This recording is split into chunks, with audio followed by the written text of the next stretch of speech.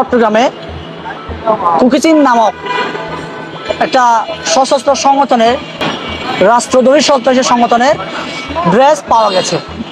৪৫,০০০ dress পাওয়া গেছে। এখন আমাদের যে জাতির সন্ত্রাসী সংগঠনের ড্রেস পাওয়া গেছে, এই সন্ত্রাসী সংগঠনের জাতি আছে ১২,০০০। আজকে যে জন্মগ্রহণ করেছে এবং আগামীকাল যে মারা যাবে, এই পর্যন্ত আমি যদি জনসংখ্যা জরিপ করি তাহলে আছে ১২,০০০। ১২,০০০ জনসংখ্যার জন্য ৪৫,০০০ পোশাক, এটা আসলে আমার কাছে প্রশ্নবিদ্ধ হয়ে দাঁড়িয়েছে এবং বাংলাদেশের মানুষের কাছে এটা প্রশ্নবিদ্ধ হয়ে দাঁড়িয়েছে। তো এখন ১২,০০০ জনসংখ্যার জন্য ৪৫,০০০ ড্রেস, এটা বোধগম্য না। তাহলে এই পোশাকটা কাদের? এটা কি আসলেই কুকিচিনের পোশাক, নাকি এটা অন্য কোনো সন্ত্রাসী সংগঠনের কিংবা আমাদের পার্শ্ববর্তী সংগঠনের পোশাক? এটা আমরা আসলে জানি না। তা আমি আজকে এখানে অবস্থান সম্মেলন করছি এই কারণে, যাতে করে এই রাষ্ট্রের দায়িত্ব এটা কাদের পোশাক আমাদের কাছে প্রকাশ করা, আমরা যাতে জানতে পারি, যে এই সন্ত্রাসী সংগঠনের অথবা এটা আমাদের বাংলাদেশের জেএসএস এর ড্রেস কিংবা কুকিচিনের ড্রেস কিংবা ইউপিডিএফ এর ড্রেস কিংবা আরাকান আর্মির ড্রেস কিংবা আমাদের পার্শ্ববর্তী ওই যে ত্রিপুরা মিজোরামের তাদের সন্ত্রাসী সংগঠনের ড্রেস আমরা যদি স্পষ্টভাবে বুঝতে পারি, জানতে পারি বাংলাদেশের মানুষ, যাতে আমরা দিগ্ভ্রান্ত না হই।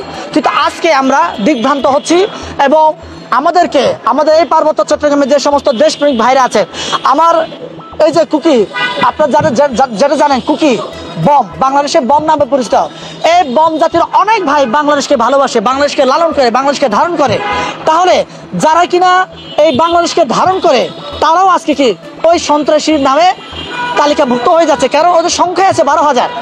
৪৫,০০০ ড্রেস পাওয়া মানে তালিকায় চলে যাচ্ছে।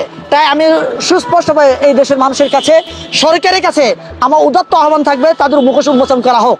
এখন আমাদের পার্বত্য চট্টগ্রামে দীর্ঘদিন ধরে ১৯৯৭ সালে ২রা ডিসেম্বর যে চুক্তি হয়েছে, এই চুক্তিতে সন্তু লারমা শান্তি বাহিনী জনসংহতি সমিতির সাথে বাংলাদেশের আওয়ামী লীগের সাথে একটা চুক্তি হয়েছে। এই চুক্তিকে আমি অশান্তি চুক্তি বলি, কারণ এই চুক্তির ফলে এই পার্বত্য চট্টগ্রামে একটা সংগঠন থেকে এখন ৬ থেকে ৭টা সংগঠন তৈরি হয়েছে। এই ৬ থেকে ৭টা সংগঠন তৈরি হওয়ার ফলে পার্বত্য চট্টগ্রাম অস্থিতিশীল পরিস্থিতি হয়েছে এবং দিন যত যাচ্ছে তত আমাদের মাঝে জাতিতে ধর্মে বিভাজন তৈরি হচ্ছে। এই বিভাজনের সুযোগ নিয়ে ভারত কিন্তু উস্কানি দিয়ে বেড়াচ্ছে।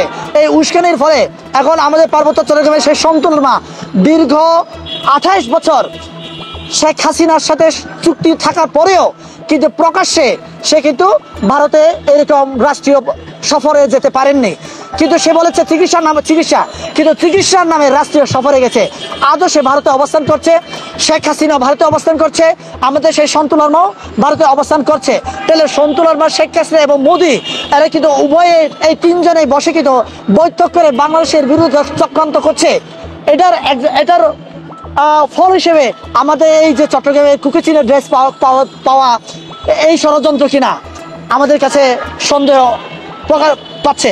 তাই এই পার্বত্য চট্টগ্রামে যে সকল সন্ত্রাসী সংগঠনের ভাইয়েরা অস্ত্র ধরে পাহাড়ে যুদ্ধ করছেন আমাদের অধিকারের নামে, কিন্তু আপনাদেরকে আজকে স্পষ্ট আমার এই লাইভকে যারা দেখবেন, আমার এই বক্তব্যতে আপনাদের চোখের সামনে যদি যায়, আপনাদেরকে বলি, সন্তু লারমার কথায় যদি আপনার এই অস্ত্র ধরে পাহাড়ে যতদিন লুকিয়ে থাকবেন, আপনার ছেলে মেয়ে, আমি জানি চিকিৎসার অভাবে আপনার ছেলেরা মারা যাচ্ছে, খাদ্যের অভাবে আপনার ছেলেরা মারা যাচ্ছে, আমি জানি, কিন্তু যতদিন পর্যন্ত সন্তু লারমার কথায় অস্ত্র ধরে পাহাড়ে লুকিয়ে থাকবেন, ভারতের কথায় লুকিয়ে থাকবেন, ততদিন পর্যন্ত আপনার পরিবারে অর্থনৈতিক সচ্ছলতা আসবে না, আপনার জাতিতে সাংস্কৃতিক সচ্ছলতা আসবে না, সব দিক দিয়ে আমরা পিছিয়ে থাকবো।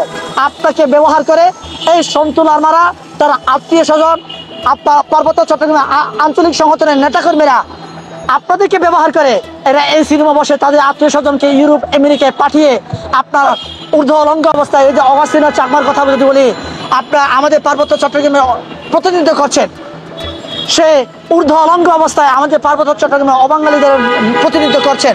তাই তারা আঙ্গুর ফুলে কলা গাছ হচ্ছে, ফুলে পেঁপে তাদের চেহারা উন্নত হচ্ছে, কিন্তু আপনার পরিবারে উন্নত হচ্ছে না। তাই উদাত্ত আহ্বান জানাবো, আপনারা অস্ত্র ছেড়ে বাংলাদেশের সরকারের কাছে আত্মসমর্পণ করেন, এই বাংলাদেশের সরকার আপনাদেরকে চাকরি কর্মসংস্থানের ব্যবস্থা করবে। আমি নিজে প্রয়োজনে দায়িত্ব নেব বাংলাদেশ সরকারের সাথে বসে কথা বলার জন্য। তারপর আপনাদেরকে উদাত্ত আহ্বান জানাবো, আপনারা অস্ত্র ছেড়ে বাংলাদেশের পক্ষে এসে দাঁড়ান।